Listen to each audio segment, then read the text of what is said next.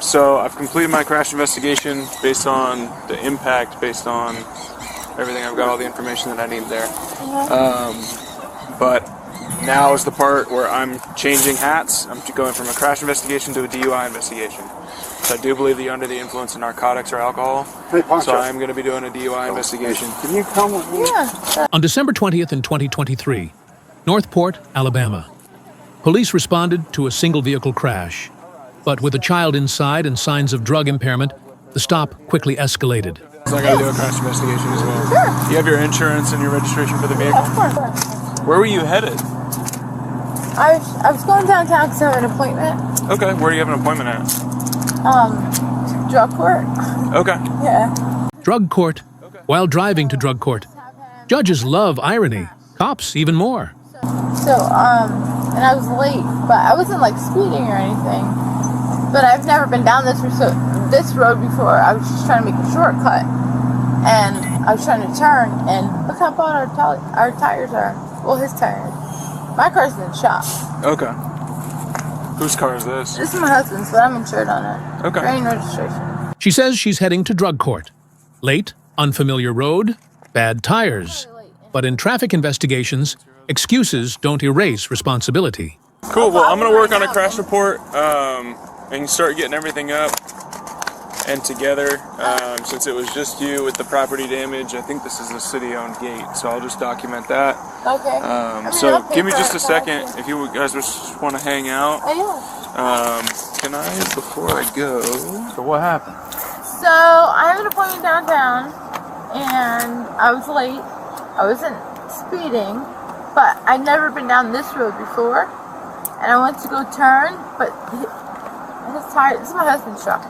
His tires are so bald that like the brakes went out. Bad tires don't explain bad decisions, and the law cares about decisions. You're saying the tires are bald? Or you didn't see the fence that was in front of you, or what happened? Blaming bald tires is common, but officers look at one thing first: driver behavior, not vehicle excuses. I don't think so. She's in drug court right now, and she's checking in every day. Every day she's doing a P-test. Well, no, every day she's doing a meeting, and every other Monday, Wednesday, Friday she does a drop. It's a little odd to just go straight into a fence like this. It's to me too. It doesn't make any sense. To me too.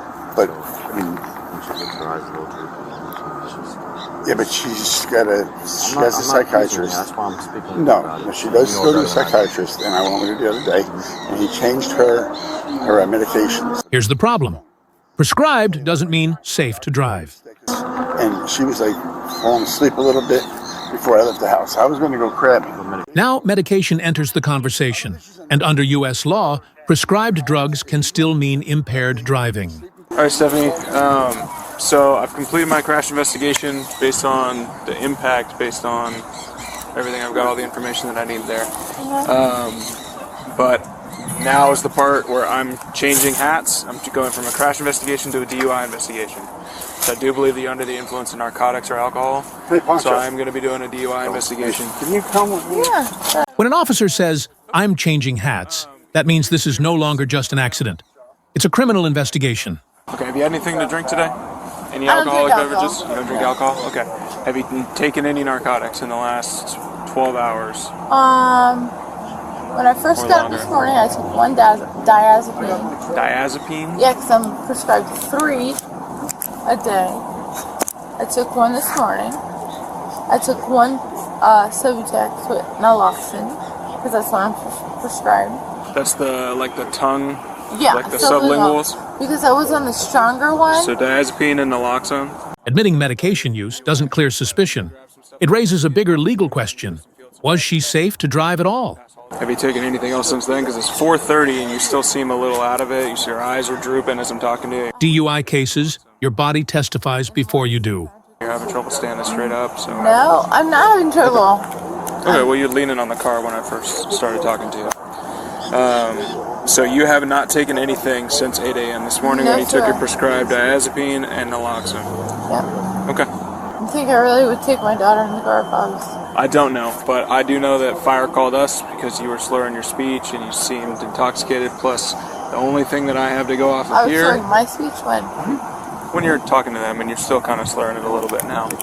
Plus the contact. That's how they talk. Okay. There's also no skid marks. You hit straight through a fence. There's no turn. You didn't try to turn. Nothing. No skid marks. No evasive turn. In DUI cases, physical evidence often speaks louder than words. Do it now. Face the mirror. No, you don't have to walk over there. Come here. This mirror right here. Oh, I thought you were that one. Nope. Passenger side. And then put your hands behind your back. For what? You're under arrest for suspicion of DUI. Once the cuffs come on, the focus shifts. Now officers must justify the arrest, especially with a child involved. You're arrested. Under some influence. She's not able to do any of the tests. She's failing them. I honestly do believe it's that sleep. And if that's the case, then she's also not supposed to be instructed to take sleeping pills while driving. You know? No. She was supposed to no-no. take half dose, and I don't know if she took a half dose. No, but I agree. we don't feel comfortable letting her go when she had a daughter. We're not saying she would do ill will to her. But No, I know. with where the breaking point, where she hit that fence, I see. is like She right ran at right the through last it. minute. She drove right through that fence. Looks to me that way too. There's no skid marks here. Denying impairment is expected, but in court, denial doesn't outweigh failed sobriety tests. I talked to my husband. I didn't even do anything. Well, you drove through a fence and you just failed the failed sobriety test. So. I'm not drunk. Okay. I'm not even messed up. Like, you know, I'm gonna miss my daughter's Christmas. I don't think you'll be in jail until Christmas, but don't make that decision. At this point, the case could stop at DUI. But then officers find something that changes everything. What's that? I don't know. My husband has a clean. I just got out of jail. That's an old wallet. This is not your wallet? That was in the purse that you were wearing. Yeah, but had this it's first. my old wallet. Be truthful to us. Yeah, now's the time to be Be honest. truthful. Yeah, it was probably in there, and I probably didn't clean that side out. Honestly. Seriously. What's in it? Nothing. It's just an empty So from the syringe? last time I got arrested. A syringe raises a different level of suspicion. Because now, this isn't just impairment. It's possible narcotics involvement. So what do you use that? What's the syringe for then? Why This is where DUI cases turn into drug cases. is it in your purse still? When I got out of jail, my husband cleaned out all my shit. I left my purse at home. You see how it looks though? You get Yeah, I that? see now how it looks, yeah. Come around, look.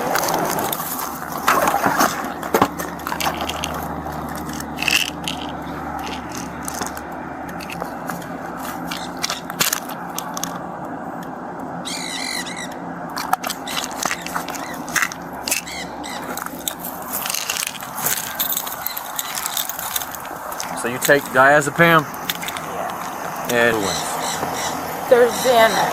so Xanax. So you have Xanax mixed with what's the other one? Diazepam. So you put the diazepam and the Xanax in there together. Mixing benzodiazepines is dangerous. Under U.S. law, combining drugs can establish criminal negligence. Well, there's narcotics in the vehicle. There so is? We're impounding it. See, that's what I didn't know. There is narcotics? That's correct. Yeah. Legal or illegal? Well, there was a needle in her purse, and then a mix of, she says, benzos in her prescription. Did you mix Xanax with her prescriptions? I don't do nothing like that. Okay, she said you did. So. Impounding the vehicle isn't punishment.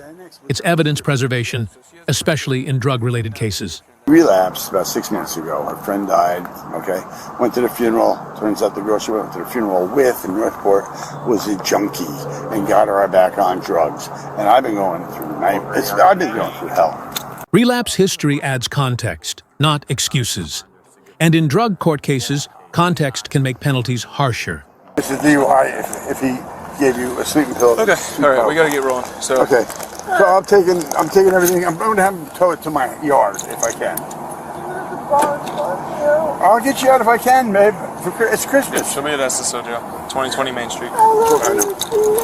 Prescription pills, a crashed car, and a child inside. That's not a mistake. That's a DUI charge, possible child endangerment, and a fast track back to court.